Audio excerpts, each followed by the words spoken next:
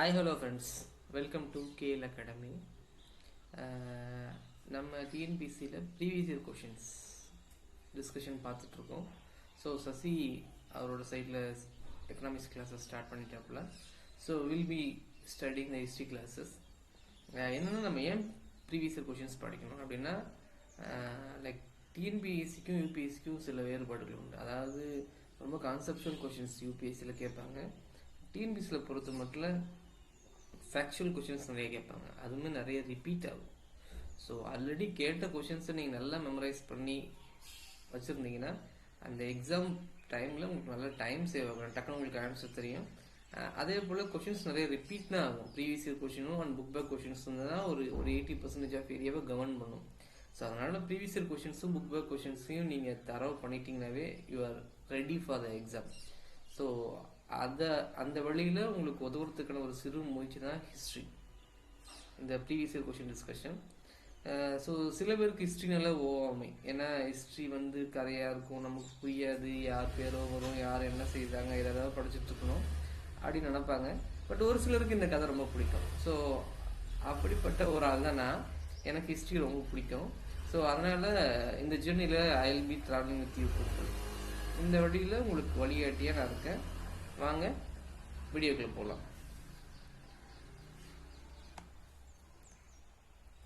First question என்னன்னு பார்த்தீங்கன்னா, இந்த கூற்றுகளில் எது சரியானது அப்படி கேட்குறாங்க. அதாவது போர்ச்சுகீசியருக்கும் விஜயநகர அரசுக்கும் இடையிலான டிரான்சாக்ஷன் பற்றின கொஸ்டின். போர்ச்சுகீசியருக்கும் விஜயநகர அரசுக்கும் கிருஷ்ணதேவராயர் காலத்தில் தான் உறவு துவங்கியது அப்படி சொல்கிறாங்க. அப்படி கிடையாது. ஏன்னா கிருஷ்ணதேவராயர் துகு டைனஸ்டியை சேர்ந்தவர். அவருக்கு முன்னால் இருக்கிற ஆரவிடு டைனஸ்டியிலிருந்தே போர்ச்சுகீஸோட அவங்க கான்டாக்டில் இருக்கிறாங்க. ஸோ அந்த முதல் குற்று தவறானது. இரண்டாம் வேஸ்கட் ஸ்பெயின் மன்னர் இரண்டாம் பிலிப்பிடமிருந்து வாணிப நலன் கடிதங்களை பெற்றார். இது சரியாக தப்பான எக்ஸாம் பாயிண்ட் ஆஃப் வியூவில் எக்ஸாம் அன்னைக்கு கணிக்கிறது ரொம்ப கஷ்டம். ஸோ கொஞ்சம் அப்சல்யூட்டான ஃபேக்டாக இருக்குது. அடுத்து வாங்க. அன்டோனியா கேப்ரியல் அக்பரை சூரத்தில் சந்தித்தார். ஆமாம், சந்தித்தார். அக்பர் சூரத் நகரை சீச் பண்ணும்போது, அதாவது முற்றுகையிடுற சமயங்களில் இவரை சந்திக்கிறார் அன்டோனியா கேப்ரியல்ல. அக்பர் இரண்டாம் பிலிப்பிற்கு தனது தூதுக்குழு ஒன்றை அனுப்பி அத்தூதுக்குழு 1852 போர்ச்சுகலை அடைந்தது. இதில் இந்த நாலு ஃபேக்டில் ஒன்று மட்டும் தான் ரைட்டு. அன்டோனியா கேப்ரியல் அக்பரை சூரத்தில் சந்தித்தார். அதாவது இந்த கொஸ்டின் மிடிவல் இந்தியாவிலேருந்து கேட்கப்பட்டிருக்கு. ஸோ பெரும்பாலான ஏரியா மக்கள் இந்த மிடிவல்லாம் படிக்க மாட்டாங்க. ஸோ இந்த மாதிரி கொஷின்ஸ் வர சமயத்தில் என்ன பண்ணணும், how to approach this question. இதில் நாளைன்னு ஒழுங்காக உட்காந்து 1-2 தடவை படிக்கணும். படிச்சுட்டு இதில் தெரிஞ்ச ஃபேக்ட் ஏதாவது இருக்கா அப்படிங்கிறத பார்த்து ஆன்சர் பண்ணணும். ஏன்னா டிஎன்பிசியில் நெகட்டிவ் மார்க்கிங்ஸ் இல்லாதால கண்டிப்பாக ஏதாவது ஆன்சரை கிளிக் பண்ணி தான் ஆகணும். ஸோ அந்த சமயத்தில் நம்ம படித்தது எங்கேயாவது ஆப்ஷன் எலிமினேஷன் மெத்தடில் இது கிடையாது அந்த மாதிரி ஒட்டையா ரெட்டையாக பிரித்து பதில் சொல்லணும். அது மாதிரி இந்த மாதிரி ரொம்ப காம்ப்ளிகேட்டடான கொஷினை நினச்சி நம்ம பின்னாடி இருக்கக்கூடிய ஈஸியான கொஷின்ஸை விட்டுறக்கூடாது. ஸோ அதனால் டக்குன்னு குயிக்காக டிசிஷன் எடுத்து அடுத்த கொஷின் மூவ் ஆயிடணும். ஃபார் எக்ஸாம்பிள் இது இந்த டிஸ்கஷனோட ஃபர்ஸ்ட் கொஷினாக இருக்குது. நம்ம இதையே சுற்றி வந்துட்டு இருந்தோம்னா வேலைக்கு ஆகாது. நம்ம அடுத்த கட்டத்தை நோக்கி நகரணும். ஸோ வாங்க நெக்ஸ்ட் கொஷின் போகலாம். So who was responsible for security of village. அதாவது தென்னிந்தியாவில் மராட்டியர் காலத்தில் கிராமங்களை யார் பொறுப்பேற்று பாதுகாத்தாங்க? பாட்டில். இன்றைக்குமே பாட்டில் சமூகம் அங்கங்கே நம்ம பார்க்கலாம். பிரதீபா பாட்டில். ஸோ ஹிஸ்ட்ரி இங்கே ஆனால் ஆகாயத்துலேருந்து முளைச்சி விழுந்துடல. So we are the residues of history. இதுக்கு முன்னால் என்ன நடந்ததோ அதோட ரெசிடியூஸ் தான் நம்ம. ஸோ அதை நம்ம இங்கே கனெக்ட் பண்ணிக்கலாம். இப்போது அதாவது வில்லேஜோட செக்யூரிட்டி ஹெட்டாக பாட்டில் அப்படிங்கிறவர் இருப்பார். ஸோ அவருக்கு ஹெட்டாக தேஷ்முக் இருப்பார். ஸோ இதில் கவுட்வாலா, ஃபெஜுதார் இவங்க 2 பேரும் போலீஸ்காரங்க. கவுட்வாலா அப்படிங்கிறவர் அர்பன் ஏரியா, அதாவது நகர்ப்புறங்களில் இருக்கக்கூடிய போலீஸ்காரர். ஃபஜ்தார் அப்படிங்கிறவர் ரூரல் ஏரியாவில் இருக்கக்கூடிய போலீஸ்காரர். ரொம்ப முக்கியமான விஷயம், இந்த மாதிரி கொஸ்டின்ஸை பார்த்து பயந்துருக்கூடாது. நமக்கு தெரிஞ்ச ஈஸியான கொஸ்டின்ஸ் பின்னால் வரும், நம்பணும். இந்த கொஸ்டின் பாருங்க. While சுபாஷ் studying in school, he was influenced by the teaching of. அதாவது சுபாஷ் அப்படிங்கிறது ஒரு காமன் நேம் மாதிரி இந்த இடத்துல கொஸ்டின் கேட்டுக்கிறாங்க. சுபாஷ் இதை பக்கத்து இருக்கிற பையன் வேறு மாதிரி போட்டுக்கிறாங்க. நேதாஜி சுபாஷ் சந்திர போஸ் அப்படி எழுதியிருந்தா ரொம்ப சரியாக இருக்கும்னு நான் நினைக்கிறேன். இப்போ நேதாஜி சுபாஷ் சந்திர போஸ் ஐயா பள்ளிக்கூடத்தில் படிக்கும்போது யாரோட போதனைகளால் கவரப்பட்டார்? இதுதான் கொஸ்டின். அதுக்கு பதில் விவேகானந்தர். இந்த கொஸ்டின் ரொம்ப ஈஸியா தெரியலாம். விஷயம் என்னன்னா விவேகானந்தர் யாருடைய போதனைகளால் கவரப்பட்டார் அப்படிங்கிறது தான் கன்வென்ஷனலா கேட்கக்கூடிய கொஸ்டின். விவேகானந்தர் பரமஹம்சர், அதாவது ராமகிருஷ்ணனோட போதனைகளால கவரப்பட்டார். ஸோ இந்த 2 கொஸ்டினும் ஒரே மாதிரி தெரியலாம். ஸோ டிஎன்பிசியில் கொஸ்டின்ஸ் ரீஃப்ரேம் பண்ணுவாங்க. அதாவது யூஸ்வலா விவேகானந்தர் யாருடைய போதனைகளால் கவரப்பட்டார், அது ராமகிருஷ்ணர் பரமஹம்சர் அப்படிங்கிற கொஸ்டின் தான் ரீஃப்ரேம் பண்ணி சுபாஷ் சந்திர போஸ் யாரோட டீச்சிங்னால கவரப்பட்டார், அது விவேகானந்தர் அப்படிங்கிற கொஸ்டினை சூப்பர் இம்போஸ் பண்றாங்க. ஸோ அந்த ப்ரீவியஸ் இயர் கொஸ்டின் படிச்சிருந்தா இது கொஞ்சம் கனெக்ட் ஆகும். ஸோ அதுக்காக நம்ம ப்ரீவியஸ் இயர் கொஸ்டின்ஸ் படிக்கிறோம். பௌத்த மதம் புகழ் பெறுவதற்கு முக்கியமான காரணமா அமைந்தது எது? அதாவது ஏற்கனவே இந்து மதம் இந்தியாவில் நல்லா எஸ்டாப்ளிஷ் ஆயிருச்சு. அதுக்கப்புறம் தான் பௌத்த மதம் இந்தியாவில் தோன்றுது. அது தோன்ற உடனே மக்கள் நிறைய பேர் இதை ஃபாலோ பண்றாங்க. அதுக்கு என்னெல்லாம் காரணம்? இன்னும் சரியா சொல்லலாம், Tamil Nadu one of Buddhist centre. இன்னைக்கும் கூட மதுரையில மீனாட்சி அம்மன் கோயில் இல்ல, மதுரையில சுத்தி இருக்கிற நிறைய கோயில்களுக்கு போற சமயத்துல மதுரையில சுத்தி இருக்கிற பகுதிகளை நீங்க டிராவல் பண்ணீங்கன்னா நிறைய புத்த விகாரங்கள் எல்லாம் பார்க்கலாம். பல நேரங்களில் புத்த விகாரங்கள் கோயில்கள் எல்லாம் பக்கத்துல இருக்கிறது நம்மளால பார்க்க முடியும். ஸோ தமிழ்நாடு முக்கியமான புத்திஸ்ட் சென்டர். அதனாலதான் புத்தம் சார்ந்த கேள்விகள் நமக்கு அடிக்கடி கேட்கறாங்க. ஏன் புத்திசம் கொஸ்டின் நமக்கு ஏன் கேட்கறாங்க அப்படிங்கிறத நான் ஜஸ்டிஃபை பண்றேன். அதாவது புத்த மதம் ஏன் பாப்புலர் ஆச்சு, அது ஃபர்ஸ்ட் இன்ட்ரடியூஷன் ஆஃப் உமன். அதாவது இந்து மதம் சனாதன தர்மத்தை படி வச்சு பார்த்தோம்னா பெண்களெல்லாம் மோட்சம் அடையவே முடியாது. அவங்க எல்லாமே ஒரு இழிப்பிறவிகள். அது கோயிலுக்குள்ள நுழைகிறது, தீட்டு, இந்த மாதிரி நிறைய இருக்கு. பெண்கள் எல்லாமே சூத்ரா வர்ணத்தை சார்ந்தவர்கள். அவங்களுக்கு புரிய நினைக்கிறேன். அப்புறம் அடித்தட்டு மக்கள். ஸோ இந்து மதம் வர்ணாசிரமப்படி மேலே கீழே தலை, ஷோல்டர், வயிறு, காலு அப்படி நிறைய மக்களை பிரிக்கிற சமயத்தில் இங்கிருந்து பிறந்தோம் அங்கிருந்து பிறந்தோம், எல்லாரும் வயிற்றுல இருந்து தான் பிறந்தோம். இப்படி பிரிச்ச சமயத்துல எல்லாருமே சமம் அப்படின்னு ஈக்குவாலிட்டியை போதிச்சாங்க. குறிப்பா லோவர் செக்ட் ஆஃப் சொசைட்டில இருக்கக்கூடிய மக்களை அவங்க உள்வாங்கினாங்க, எல்லாரையும் சமமா நடத்தினாங்க. ஸோ இதெல்லாம் தான் புத்த மதம் பரவறதுக்கு பாப்புலர் ஆகிறதுக்கு முக்கியமான காரணம்.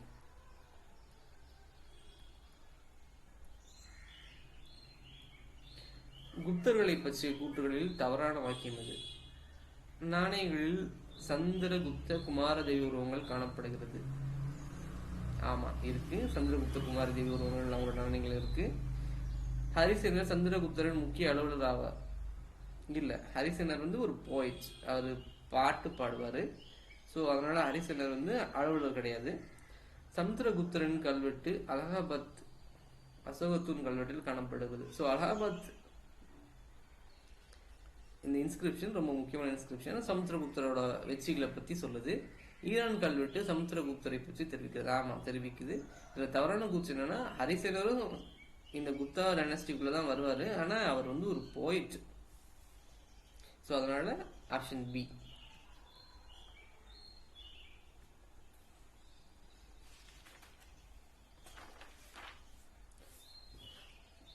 தில்முன் அப்படிங்கிற பகுதி எந்த இடத்துல இருக்கு? ஸோ தில்முன் அப்படிங்கிற பகுதி இன்னைக்கு இருக்கிற பெர்ஷியன் கல்ஃப்ல இருக்கக்கூடிய ஒரு தீவு. இது பஹ்ரைன் நாட்டை சார்ந்த தீவு.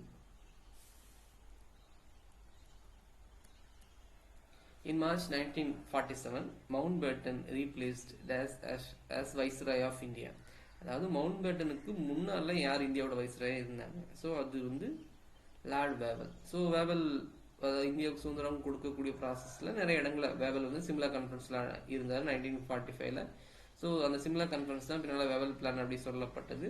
இந்த வேவல் பிளான் என்ன சொல்லுதுன்னா, இந்தியாவுக்கு செல்ஃப் கவர்னன்ஸ் கொடுத்துட்றோம். அந்த செல்ஃப் கவர்னன்ஸ் எப்படி கொடுக்குறோம் அப்படிங்கிறதான் எங்கள் விஷயம். அதாவது ஒவ்வொரு கம்யூனிட்டியாக இருப்பாங்களே, இந்து, முஸ்லீம், சீக், மைனாரிட்டி கம்யூனிட்டி, இவங்க ஒவ்வொருத்தருக்கும் ஒரு ரெப்ரஸன்டேட்டிவ் இருப்பாங்க. ஸோ அதுபடி பிரித்து கொடுத்துட்டோம்னா அந்த ரெப்ரஸன்டேஷனை வச்சு இந்த கன்சி ரன் ஆகிக்கும் அப்படி அவர் நினச்சி சொல்லியிருக்காரு.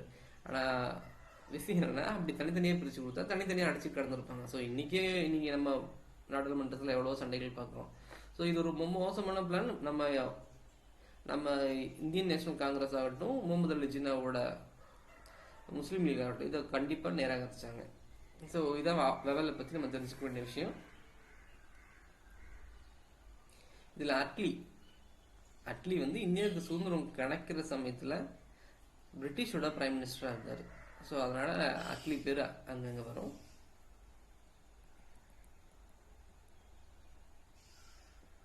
அதாவது நேரு வந்து தீவிரமான அரசியலில் ஈடுபடுறதுக்கான காரணம் இது.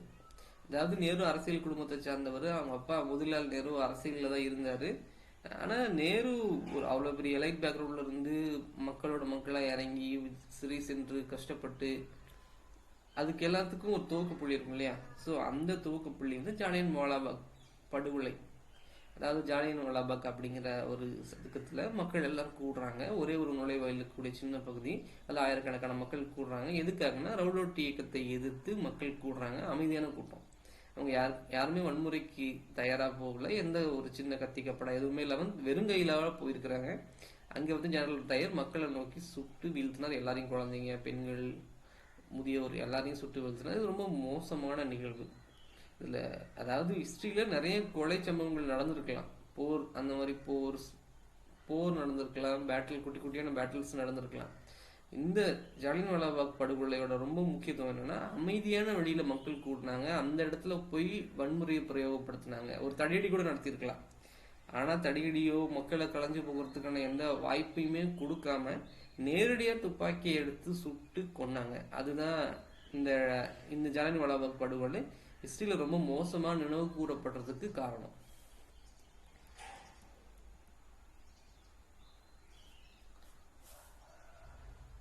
இந்தியாவின் மேக்னா கர்த்தா.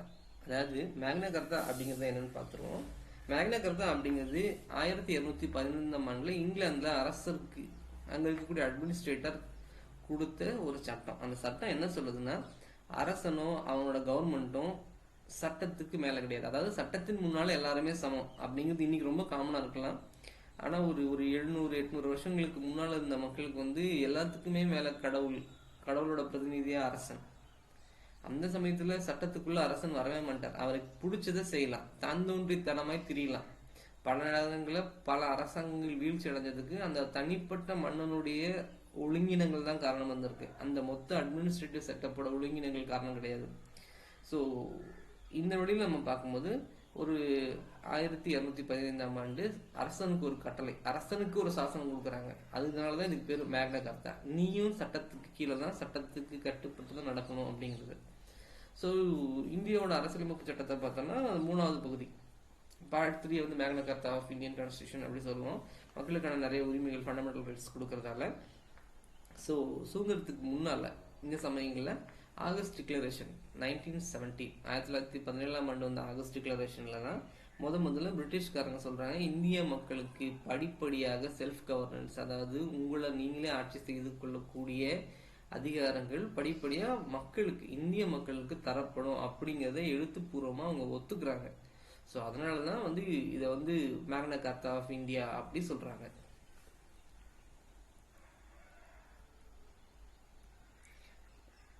இந்த சட்டங்களை பத்தி நம்ம விரிவா பார்க்கலாம். அதுக்கு முன்னால 1935ஆம் ஆண்டு அரசாங்க சட்டம் இருக்கு இல்லைங்களா, அந்த சட்டம் தான் இந்தியாவோட கான்ஸ்டிடியூஷனுக்கு ஒரு அடிப்படையான சட்டம். அது ஒரு ஒரு மினி கான்ஸ்டிடியூஷன் அப்படி கூட சொல்லுவாங்க. மியூட்டனி, அதாவது 1857 மியூட்டனி இருக்கு இல்லைங்களா, அது வந்து பிரிட்டிஷ்காரங்க ஒரு சின்ன மியூட்டனி, அதாவது ஒரு சிப்பாய் கழகம்னு சொல்லுவாங்க. நம்ம இந்திய சுதந்திர போராட்ட வீரர்கள், நம்ம லைக் வீர் சாவர்கர் வார்த்தைகளை சொல்லணும் அப்படி சொன்னோம்னா, அது வந்து முதல் இந்திய சுதந்திர போராட்டம், நம்ம இந்தியாவோட ரொம்ப முக்கியமான போராட்டம் அப்படி சொல்றாரு.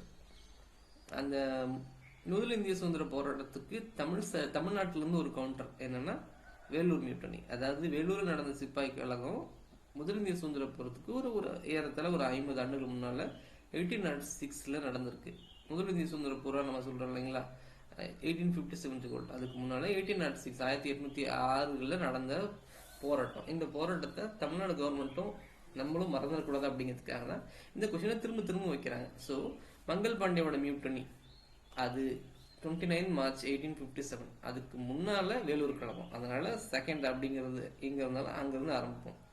அதாவது வேலூர் கழகம், அதுக்கப்புறமா ரிவோல்ட் ஆஃப் மங்கள் பாண்டே, அதுக்கப்புறம் mutiny of Meerut 10th May 1857, defeat of Jhansi 1858. Jhansi வீழ்த்தப்படுறது அடுத்த வருஷம் தான். அது வரைக்கும் போர் நடந்துட்டு இருக்கு. இதுல இந்த போர்ல குறிப்பா ரிவோல்ட் ஆஃப் 1857, அதுல என்ன விஷயம்னா, இந்த ரிவோல்ட் வந்து சம்மர்ல பிளான் பண்ணிருப்பாங்க, குறிப்பா மார்ச் ஏப்ரல் மேல. அந்த வெயில் வந்து பிரிட்டிஷ்காரங்களுக்கு ஒத்துக்காது அப்படிங்கிறதுக்காக குறிப்பா நார்த் இந்தியால இந்த பிளான் ரொம்ப நல்லா பிளான் பண்ணியிருப்பாங்க, பட் எக்ஸிகியூஷன் பாயிண்ட்ல ஃபெயில் ஆகிருக்கும். ஒரு நல்ல தலைமை இல்லாததால இந்த போராட்டம் புரட்சியெல்லாம் வீணாக போயிருக்கும். ஆனால் அதுக்கான முன்தயாரிப்புகள் ரொம்ப கடன் இல்லாமல் ரொம்ப நல்லா இருந்திருக்கு. இன்னும் சரியாக சொல்லணும், 1857 ரிவோல்ட்டுக்கு அப்புறமா பிரிட்டிஷ்காரங்க இந்தியர்களை பார்க்குற மனநிலையே மாறி போச்சு. அது வரைக்குமே இந்தியர்களை வந்து ரொம்ப ரொம்ப அன்பா, ரொம்ப க்ளோஸ், நிறைய பேர் வச்சுருந்துருக்காங்க. ஒரு நட்பு ரீதியாக, இல்லை வீட்டில் ஒரு வேலைக்காரன் இருக்கான்னா அவனை ஒரு ரொம்ப ஃப்ரெண்ட்லியாக மூவ் பண்ணியிருந்திருக்காங்க. அதுக்கப்புறமா தான், ஏன்னா அந்த வீட்டில் வேலை செஞ்ச வேலைக்காரன் தான் அந்த வீட்டில் அந்த வேலைக்காரங்களை பூரா கொண்டுருக்காங்க. 1857 ரிவோல்ட்டு ஒரு ரொம்ப பிளட்டியஸ்ட் ரிவோல்ட். அதுக்கப்புறம் தான் இந்தியர்கள் அப்படின்னா யாரையுமே நம்ப மாட்டாங்க. ஸோ இந்தியர்கள் வந்து இராணுவத்தில் ஒரு ஒரு சிறிய பதவிக்கு தாண்டி மேலே ஏறவே முடியாது. இந்த துப்பாக்கிகள், மாடர்ன் ஆர்டிலரிஸை தொடக்கூடிய இடத்துக்கு இந்தியர்களால் போகவே முடியாது. ஸோ அதை தான் இந்த ஒரு படம் வந்துச்சு இல்லையா, அதை டச் பண்ணியிருப்பாங்க. இந்தியர்கள் யாரையுமே அந்த அந்த அந்த மாடர்ன் ஆர்டிலரிஸ் துப்பாக்கிகள் இருக்கிற இடத்துக்கு இன்சார்ஜாக போடவே மாட்டாங்க.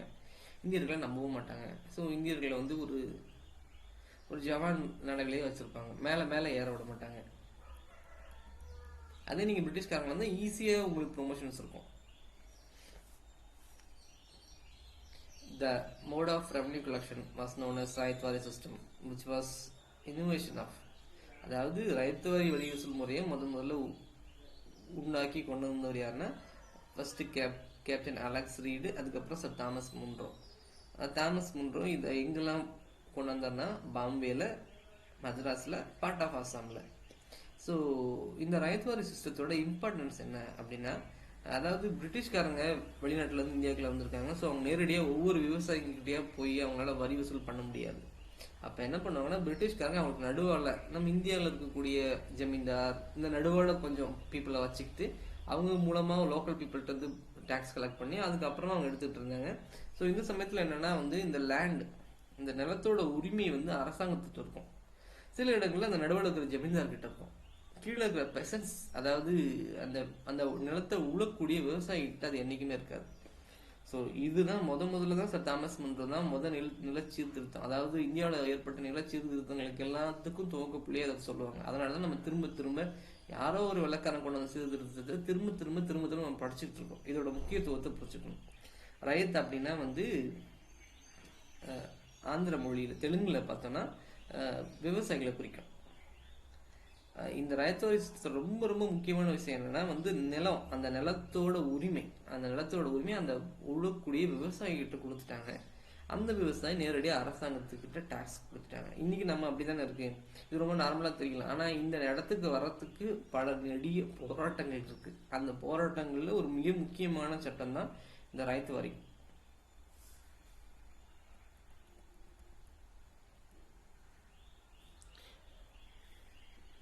Which one of following ethnic groups does not belongs to India? அதாவது இந்த இனக்குழுக்கள் எது இந்திய இனக்குழுக்குள்ள வராது அப்படின்னா, ஃபர்ஸ்ட் கருப்பினம். நம்ம பெரும்பாலும் தென்னிந்தியர்கள் எல்லாமே கருப்பினம் தான். நம்ம நீக்ரோயிட்ஸில் தான் வருவோம்.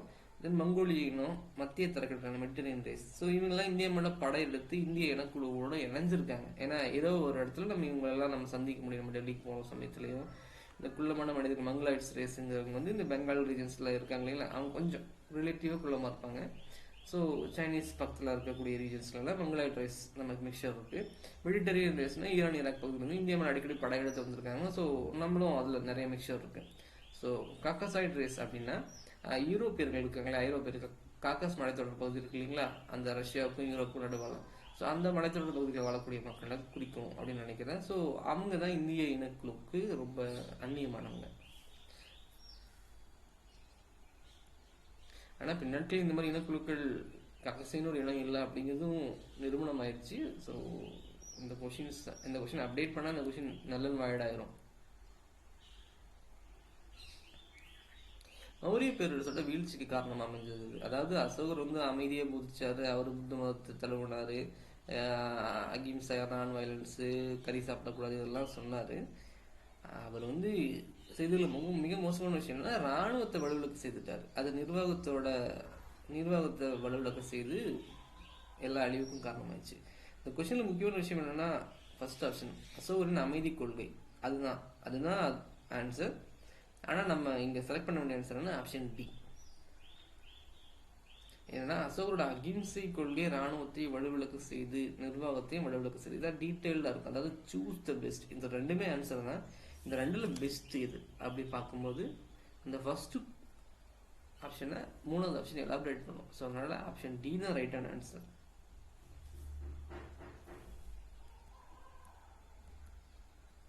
முகமது கமான்ங்கிறது ஒரு மெடிவல் ரீஜன்ல இருந்த ஒரு பிரைம் மினிஸ்டர். அதாவது பாமணி அரசாங்கத்தில் வேலை செய்த ஒரு பிரைம் மினிஸ்டர். ஸோ அவரை பற்றின ஐடியாஸ்லாம் ஃபேக்ட்ஸ் எல்லாம் கொடுத்துருக்காங்க. ஸோ இதில் எல்லாமே கரெக்டு. இவர் 2ஆம் அலாவுதீன் அகமது ஷா காலத்தில் முகமது கமான் பிரசித்தி பெற்றவர் இருந்தார். ஹிமாயூன் காலத்தில் இவர் முதல் மந்திரியாக இருந்தார். முகமது கமான் ஒரு அபாக்கி. அவர் கொல்லப்பட்டார். அவர் நல்லா வேலை செஞ்ச இடத்துல அதே சுல்தானாலும் கொல்லப்பட்டார். யாரோ கோல் மூட்டி விட்டுருப்பாங்க. 1481ஆம் ஆண்டு சுல்தானால் Mohammed come on தூக்கிலிடப்பட்டார்.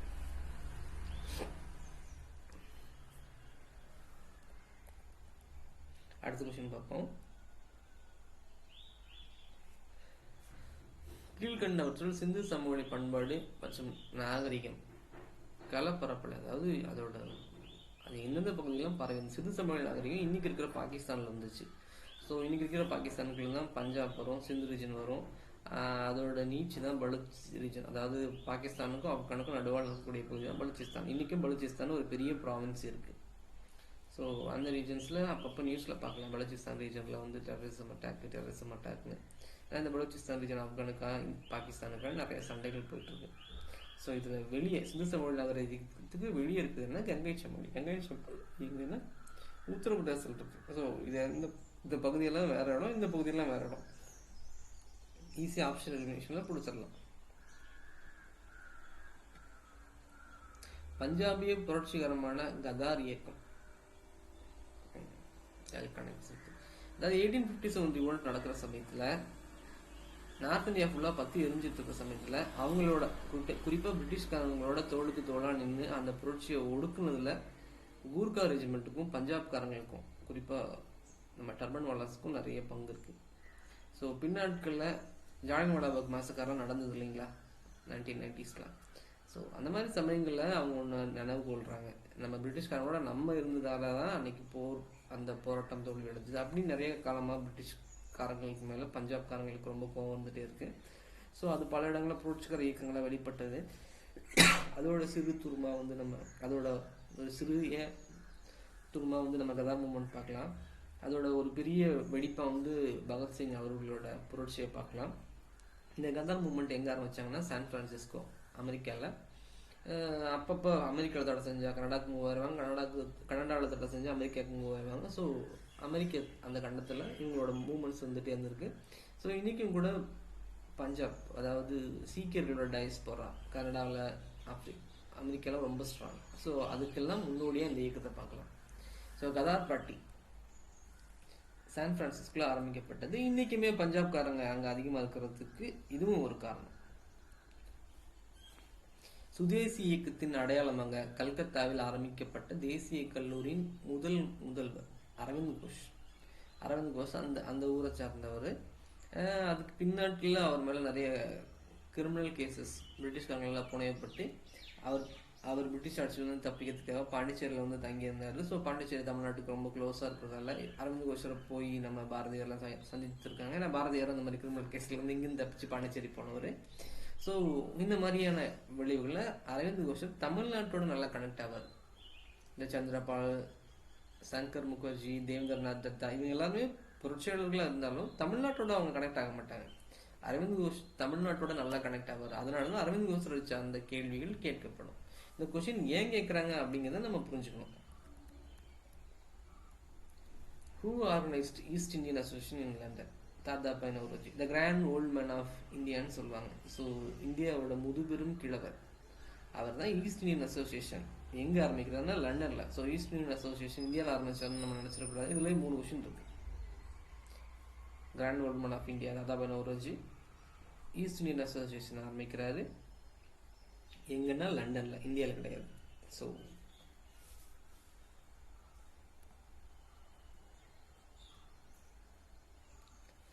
What was the chief outcome of Santhal rebellion 1855? அதாவது நம்ம எல்லாருமே 1857 ரிவோல்ட்டை வந்து ரொம்ப பெருசாக கொண்டாடிட்டு இருந்த சமயங்களில் அதுக்கு முன்னாலே நாங்களும் ரிவோல்ட் பண்ணிட்டோம். அந்த தமிழ்நாடுக்காரங்க சொல்கிறோம்ல, வெள்ளூர் ரிவோல்ட் 1806. அது மாதிரி சாந்தாலி மக்கள், ஜார்க்கண்டை சேர்ந்தவர்கள், ஜார்க்கண்டு வெஸ்ட் பெங்கால் பகுதியை சார்ந்தவர்கள். ஸோ அவங்க வந்து நாங்கள் 1855 ஒரு புரட்சியை பண்ணிட்டோம். இந்த புரட்சி தான் 1857 ரிவோல்ட்டுக்கான ஒரு முன் உதாரணமான புரட்சி. அது வந்து பெங்கால் டெனன்சி ஆக்ட். அதாவது என்னன்னா, மக்களுக்கு நில உரிமை கிடையாது, இந்த நடுவாள ஜமீன்தார்களுக்கு தான் அந்த நில உரிமை. நம்ம ஏற்கனவே ராயத்தூரில் பார்த்தோம் இல்லையா, அந்த மாதிரி. ஸோ இந்த ரிபலியன் மூவ்மெண்ட்டுக்கு அப்புறமா என்ன ஆகுதுன்னா, அந்த நில உரிமை சட்டம், அந்த ரிமூவல் ஆஃப் ஜமீன்தாரி சிஸ்டத்தை கொண்டு வராங்க. அதுக்கப்புறம் இந்த லேண்ட் ரிஃபார்ம்ஸ்லாம் ஆரம்பிக்குது. ஸோ இன்றைக்குமே கூட ஜார்க்கண்ட் வந்து ஒரு என்ன சொல்லுவாங்கன்னா, மாவோயிஸ்ட் ரீஜன் அந்த மாதிரி சொல்லுவாங்க, டெரரிசம் அஃபெக்ட் பண்ண ஏரியாங்க. ஸோ இதெல்லாம் அதோட தொடர்ச்சிகள் தான், அந்த ரிபலியனோட தொடர்ச்சிகள் தான். ஏன்னா அங்கெல்லாம் ஒழுங்காக மக்களுக்கு தேவையான அடிப்படைகள் செய்து கொடுத்துருந்தா அங்கே ஒரு ரிபலியன் மூவ்மெண்ட் கிரியேட் ஆகிறதுக்கான வாய்ப்பு இல்லாமல் போயிடும். மக்களுக்கான வறுமை தான் ஒரு இடத்துல இருக்கக்கூடிய ரிபலியன் மூவ்மெண்ட். மக்கள் எங்கே ஏமாற்றப்படுறாங்களோ, மக்களுக்கான உரிமைகள் மறுக்கப்படுதோ, அங்கே தான் மக்கள் இந்த மாதிரி ரிபலியன் மூவ்மெண்ட்ஸ் ஆரம்பிக்கிறாங்க. ஸோ இன்றைக்குமே Jharkhand and West Bengal known for their insurgence activities. So இதில் என்னென்னா, இந்த சந்தால் ரிபலியனை வந்து லீட் பண்ணது வந்து சித்து அண்ட் கண்ணு முர்முரே. இந்த முர்முரே அப்படிங்கிற வார்த்தை நம்ம இன்னைக்கு அடிக்கடி பார்த்துட்ருக்கோம். திரௌபதி முர்முரே அப்படிங்கிற அந்த அம்மா தான் இன்னைக்கு இந்தியாவோட பிரசிடென்ட். ஸோ இந்த புரட்சிகளோட நீட்சி தான். அந்த நம்ம இன்னைக்கு ஒரிசால் இருக்காங்க. ஸோ இந்த சாந்தாலி ட்ரைப்ஸ், இந்த ட்ரைப்ஸ் வந்து ஜார்க்கண்ட், வெஸ்ட் பெங்கால் அண்ட் ஒரிசா பார்ட்ஸில் இருக்காங்க.